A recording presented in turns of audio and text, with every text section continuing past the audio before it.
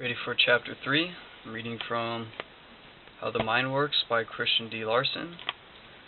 And we are on What Determines Mental Action. So, every force and faculty in the mind has a tendency to act in a certain way, to move in a certain direction, and to produce certain results. It is evident, therefore, that when we control the tendencies of the mind, we may determine the actions of the mind, and also what results those actions will naturally produce. In addition, we may determine whether we are to go forward or backward, towards inferiority or superiority.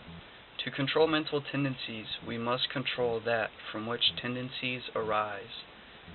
So, we must control that which tendencies arise. Your mind is what determines what actions you will take. If you could only make the specific actions to make specific causes happen, or make specific effects happen, you would be able to move in the direction you please. If you only understand how, you would be able to do that. Some people are exact externalizations of a single predominating mental state, while others, from their personalities, form it from a group of mental states. But since every mental state originated in some tiny impression, we understand what may become of us when we permit every impression to follow its natural tendency. Every large object, physical or metaphysical, has a tendency to draw all smaller objects into its own path, and also to make all things in its atmosphere like unto itself. This, however, is partly prevented by counteracting tendencies, though the law is an important one and should be thoroughly understood. In the metaphysical world, the understanding of this law is especially important in the building of character and in the development of talents. If you have good character, it means that the strongest tendencies of mind are wholesome, elevating, and righteous in their nature, while if your character is weak, there is not one elevating tendency that is strong enough to predominate in the world of conduct. A perverted character is always the result of descending tendencies, with the ascending tendencies too insignificant to exercise an influence. The fact that weak characters, as well as perverted characters, sometimes perform noble acts, and that the finest characters sometimes degrade themselves, is readily explained by the law of mental tendencies. In the first case, the better tendencies are permitted occasionally to act without interference, while in the second case we find degrading tendencies arising temporarily, possibly through the influence of suggestion. Now, for those of you who don't know what suggestion is, it's an idea, it's a thought form. Your thoughts are a form of energy. Not only are you influenced by others, but you're also mentally influenced by others. That's the power of the mind. I know for a fact that you had said something and somebody said, like, oh wow, I was thinking the same thing. Because your mind is communicating with each other. You may not be aware of it, but you don't always have to speak to communicate. Okay, in the first case, the better tendencies are permitted occasionally to act without interference, while in the second case, we find degrading tendencies arising temporarily, possibly through the influence of suggestion. These adverse tendencies, however, could not have exercised any power over conduct had the strong, ascending tendencies been active. But the strongest tendencies may at times be inactive, and it is at these times that a good man may fall, and the other kind shows acts of goodness. When you think more of the external things of life than that which is within, you create in consciousness a tendency to dwell on the surface. So when he's saying tendency, he's talking about your own conception of yourself, your own ideas of yourself, how you perceive yourself. So when you perceive yourself and believe yourself to be someone who's not capable of doing something, you're going to express that in the outer world. But when you have that conception of yourself that you can do it, and you believe in yourself, then you will express that in your outer world. And not only that, you will rise above any adverse challenges that you may come across. This is life. This is what life is, and you have to fight for your life, because not a lot of people are. So you have to be the one that fights for yours, and don't let the suggestions of others bring you back down, because they're not taking the initiative to make the most out of themselves like we are at this very moment. So, the result is you become superficial in proportion and finally become much inferior to what you were, because you went back down to the lower states of thinking. You fell back down to old habitual ways of thinking, of you believing that you are not capable of rising to the occasion. So you express that, and then surely you end up failing. But it's not failure, because you are learning. We're all learning. On the other hand, when you think much of those things that are lofty and profound, you create in consciousness a tendency to penetrate the deeper things in life, and the result is you become conscious of a larger world of thought, thereby increasing your mental capacity as well as placing yourself in a position where you may make valuable discoveries or formulate ideas of worth. When you place questionable pictures before minds that are not established in purity, you create in those minds a tendency of immoral desire, and if those tendencies are continued, such desires may become too strong to be controlled, and the victims will seek gratification even at the risk of life. This illustrates how powerful a mental tendency may become, and how easily a wrong tendency may be produced when we do not exercise full control over those impressions that may enter the mind. That may enter your mind. It is so easy for you to be influenced by somebody else, and you have to guard your mind. It's your mind. It's your garden. They say your mind is like a garden, and whatever thoughts you have, those are the seeds you're planting. And it is important at the beginning to always keep those positive thoughts, because as you plant the seed, it'll start to grow. And the more you keep planting them, the more you are watering them. The more you are thinking those thoughts, the more you are watering them within your mind. And sooner or later, they grow into a plant, and then it becomes your habitual way of thinking. And then that in turn becomes your character. Okay. That man who thinks a great deal about spotless virtue and keeps the idea of virtue constantly before attention will soon create such a strong tendency to virtue that all desires and feelings will actually become virtuous.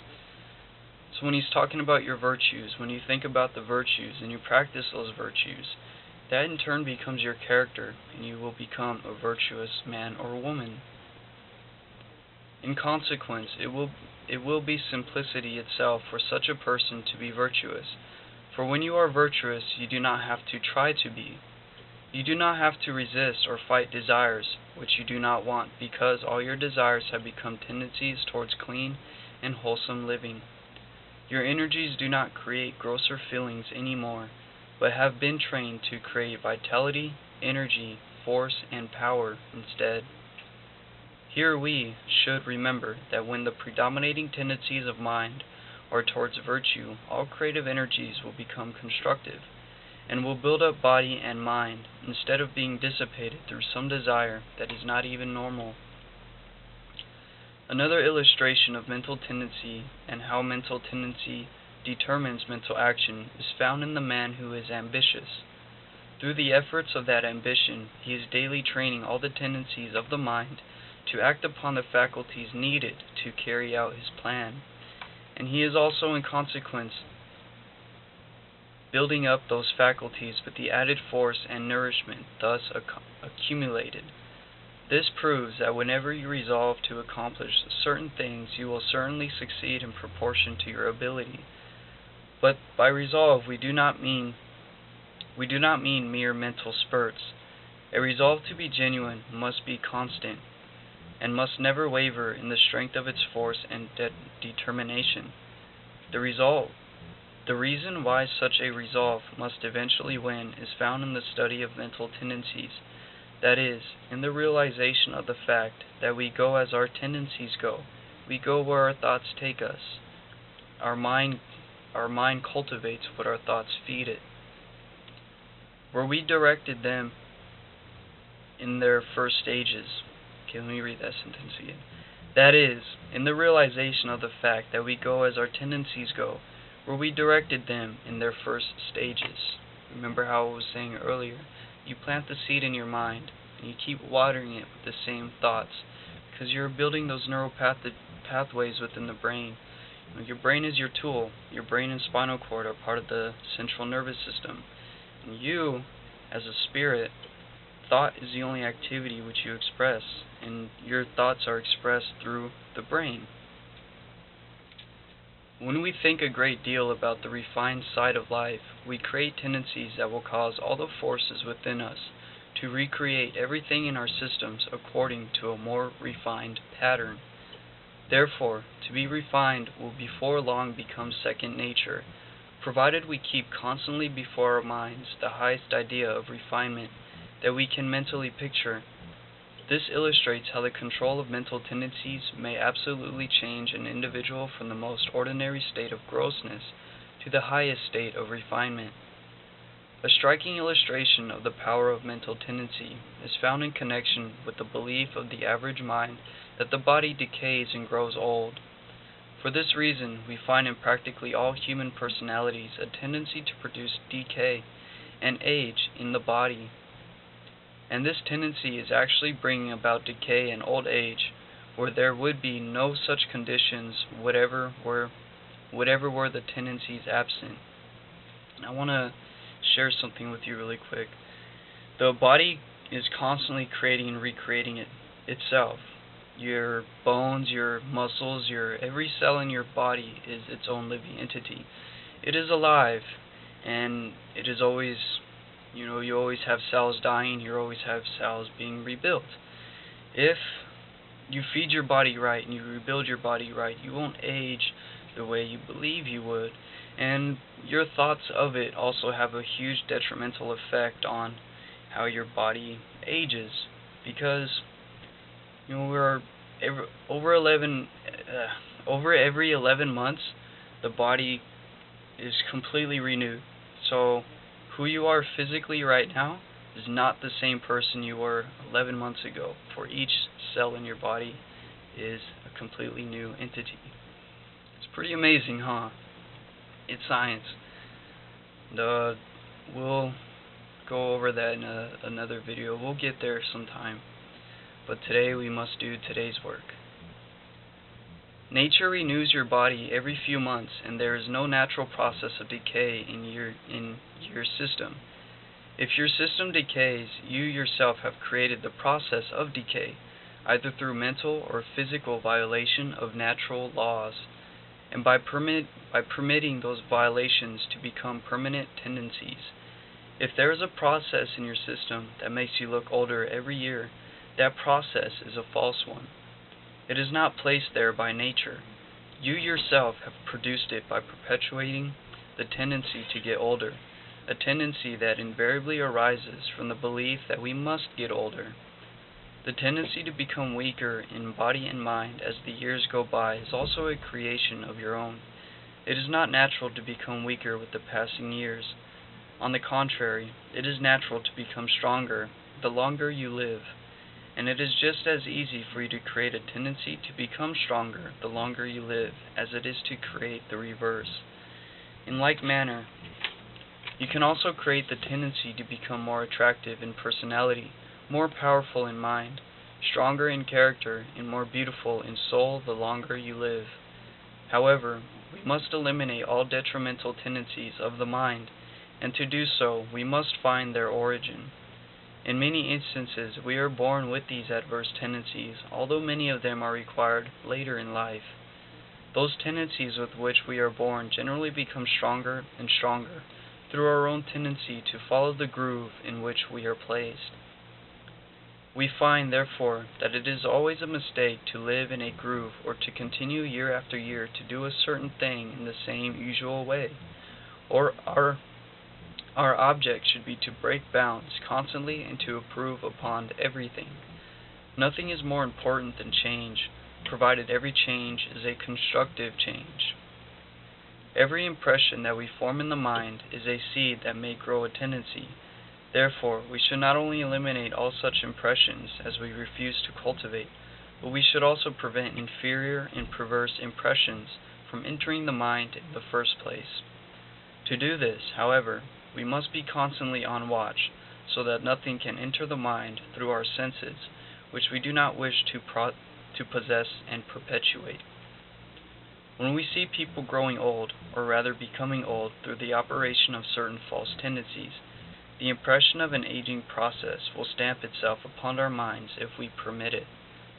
Such impressions contain the tendency to produce the same aging process in us, and it usually receives our permission to have its way.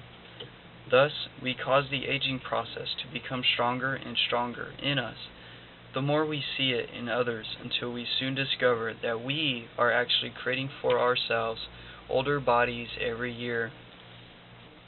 The new bodies that nature gives us every year are thus made to look older than the new bodies of the year before, which is a direct violation of natural law. Then we also sing with much feeling about the death and decay that is everywhere about us, and entertain thoughts of a similar nature by the wholesale. But all these indications of death and decay in our environments are not produced by nature. They were produced by false mental tendencies, or mental thoughts, mental activities, false mental activities that arose through false belief about life and human nature. The same is true regarding all other adverse tendencies that may exist in us or in those with whom we associate.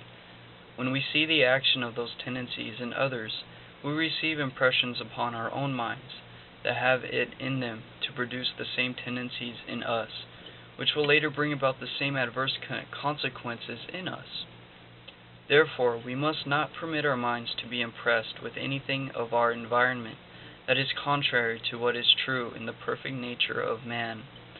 In other words, we must never permit any mental impression that comes from the weak, the adverse or the strong conditions about us, or the wrong conditions about us, But we should permit all things that are good and constructive to impress our minds more and more deeply every day. We have been in the habit of thinking that various things were natural and inevitable because we see them everywhere about us. But when we discover that we have made a great many of these things ourselves and that they are all wrong, and that it is just as easy to make them different, we conclude that it is time to begin all over again. But to begin, we must transform all the tendencies of the mind so that all of them will move in the way we wish to go. We may wish to enter health, but if there are tendencies to disease in our systems, and especially in the subconscious, our physical bodies will evolve more or less disease every year. Therefore, this tendency has to be changed to one of health before we can have what we desire in this respect. In other words, every action in the human system must be a health-producing action, and such will be the case when all the tendencies of the system have perfect health as their goal. The same is true regarding all other desires, tendencies, or objects may have in view. The first question, therefore, to ask is, where am I going? Or rather, where are the tendencies of my mind going? Are those tendencies moving towards sin, sickness, decay, weakness, and failure? Or are they moving towards reverse? We must look at ourselves closely and learn whatever these tendencies are moving where we wish to go, or moving towards conditions that we know to be wrong or detrimental. And when we find where these tendencies are moving, we must proceed to change them if they are wrong. And this we can do by producing right mental tendencies in there instead. When we look at the tendencies of our mind, we can largely determine what our future is to be, provided we do not change those tendencies later on. Then when we know that our present physical conditions, our present strength, our present ability, our present character, our present attainments, and our present achievements are all the consequences of the way our mental tendencies have been moving, and also that we have lived, thought, and acted according to those tendencies. When we know these things, we shall have found knowledge of priceless value, and by applying that knowledge, we can make our own future as we wish to be. The question is whether we are drifting, not physically but mentally, because it is the way we drift mentally that determines both the actions of the mind and the actions of the body. And our mental tendencies answer this question. As they go, so do we go. What we are creating, what we are building, what we are developing, these things depend upon how the tendencies of the mind are directed. Therefore, the proper course to pursue is to determine where we wish to go, in what direction and when, then establish in mind what we wish to accomplish and how soon. Know what you want and what you want to be. Then examine all the tendencies of your mind. All those things that are not going the way you want to go must be changed, while all those that are already going your way should be given more and more power. Then do not waver in your purpose. Never look back. Let nothing disturb your plans, and keep your highest aspirations too sacred to be mentioned. You will find that if you will pursue this course, you will go where you wish to go. You will achieve what you have planned, and your destiny will be as you desire. And that will be the end of Chapter 3. If you made it to the end of this video, thank you for watching it. I know a lot of it is new information. It takes a while for it to take hold. Just remember, your mind is a garden. It cultivates through repetition. So keep reading, keep listening to these videos, and keep questioning them until they make sense to you, because it's your mind. I'm just the messenger. You were obviously interested in learning more about it, which is why it was placed in front of you, because I know if you haven't felt it yet, or if you haven't realized it yet, there is something inside of you so powerful, and you can have your dreams, you can have your desires, but if you only understand how your mind works, ajna, they call it ajna. It's your third eye chakra, the connecting link between the world within and the external world, the world we all share. Because all of us have our own world within. We are all our own personal universe. The world within is full of thoughts, moods, and feelings. And whatever is happening inside of you, you express outside of you. So if you could control what's happening outside of you, you would be able to control what you are doing outside of you. And if you can learn and understand how to get to the direction that you please by using this gold mind, then, well, you could probably finish that sentence and guess the results. If you like this video, please share it. Again, subscribe if you haven't already. I'll see you later.